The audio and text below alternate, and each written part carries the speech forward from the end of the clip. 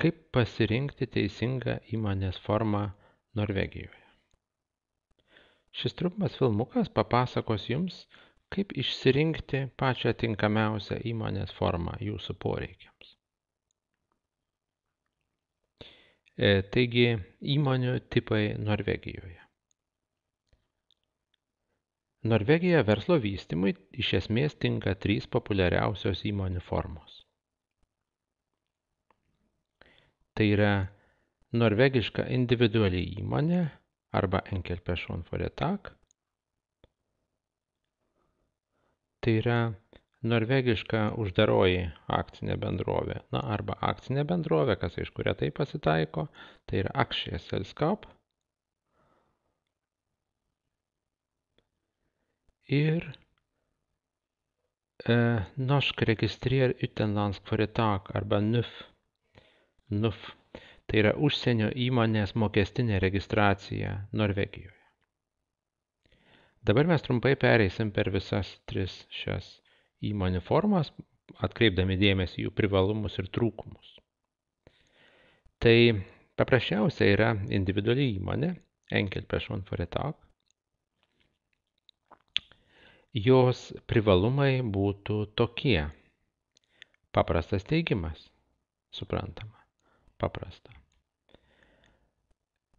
Steigimas yra pigus. Jeigu jūs viską atliksite patys, tai tas jums nieko nekainuos. Įmonė gali nesiregistruoti įmonių registre, Företagsregister. Ir tuomet Norvegijos registrų centras iš jūsų neims mokesčio už registraciją. Nesiregistravimas Företagsregistre tai reiškia, kad įmonė neturi turėti daugiau negu 5 darbuotojų ir ji neturi užsiimti prekybą. Jeigu jūs vėliau nusprendžiat, kad jūs tuo užsiimsite, tai tiesiog reikia įsiregistruoti įmonių registre ir tas jums kainuos papildomai. Bet ir tik tiek. Įmonės forma išliks individuali norvegiška įmonė, enkeltpersonforetak. Dar vienas iš privalumų, kad nereikia formuoti įstatinio kapitalo. Tai toks visai neblogas privalumas. O trūkumai, tai turbūt pagrindinis trūkumas yra asmeninė atsakomybė. Jis ko gero ir vienintelis. Jeigu jūs privalote, jeigu jūsų įmonė nepasiseka, tai jūs privalot kaip asmuo sumokėti įmonės verslo ir mokesčių skolas, jeigu tą įmonė nepasisektų. Ši atsakomybė jūsų yra neribota. Norvegiška uždaroji arba atviroji akcinė bendrovė. Tai norvegiškos UAB privalumai būtų tokie. Nėra asmeninės atsakomybės už verslo nesėkmes. Jūs nerizikuojate prarasti daugiau negu įdėjote į akcinį kapitalą. Skirtingai nuo individualios įmonės. Garantuotai gera reputacija tarp potencialių verslo partnerių. Jei tarkim NUF tipo įmonė turi tokį prastos reputacijos šleifą nuo tų laikų, kai norvegai steigdavo, tokie kaip sakyt, sukti norvegai steigdavo įmonės Anglijoje 1 svaro ir registruodavo jas kaip ribotos atsakomybės bendrovės, tuo būdu apgaudami savo tiekėjus, tai NUFas turi blogą reputaciją jau dėl to. Individuali įmonė galbūt atrodo nerimtai, nes žmogus neturėjo kapitalo ją įsteigti, o norvegiška UAB visiškai tvarkinga, graži įmonė. Istoriškai visi prisimena, kad būdavo įmonės, kurių kapitalas siekdavo 10 000 eurų, tai yra 100 000 kronų, ir tai yra solidi bendrovės forma. Steigimo sąnaudas galima skaityti iš akcinio kapitalo. Tai privalumas, kurio neturi kitos įmonės formos.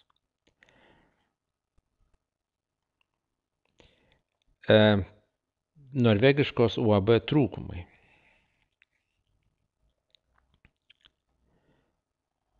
Didelis kapitalo poreikis. Vienas iš trūkumų tai yra 30 000 kronų kapitalas minimalus arba 3 000 eurų apytikrai laikant, kad euras prie kronos yra 1:10. Palyginti sudėtingas steigimas. pačiam yra sunku jį pasidaryti. Taip pat palyginti brangus steigimas. Visi steigimo kaštai būna apie 13 tūkstančių kronų. Tiesa, juos galima pateikti iš sukaupto 30 tūkstančių kronų kapitalo. Na ir paskutinė įmonės forma yra NUF, tai yra užsienio įmonės mokestinė registracija Norvegijoje. Plėtoti verslą Norvegijoje galima ir užregistravus užsienio įmonę mokesčių mokėtojų Norvegijoje. Tas yra palyginti paprasta. Užsienio įmonės mokestinės registracijos Norvegijoje privalumai.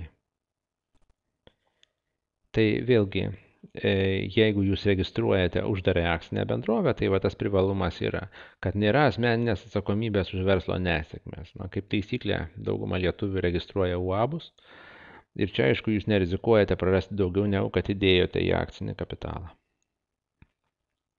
Steigimas yra paprastesnis ir pigesnis negu norvegiškos uždarosios akcinės bendrovės.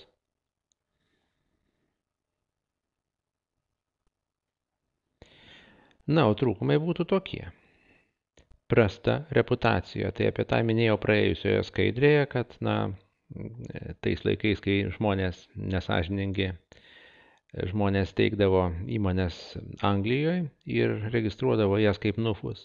Nuo to laiko susidarė gana prasta tokių įmonių reputacija. Aišku, rytų europiečiai jos tikrai nepagerino, taip kad tam tikras nepasitikėjimas NUFais gali būti. Steigimas brangesnis negu norvegiškos individualios įmonės.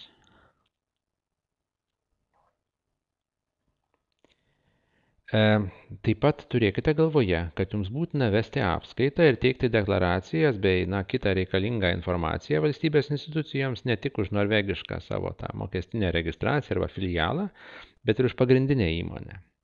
Tai faktiškai jums teks mokėti už buhalteriją abiejose šalyse.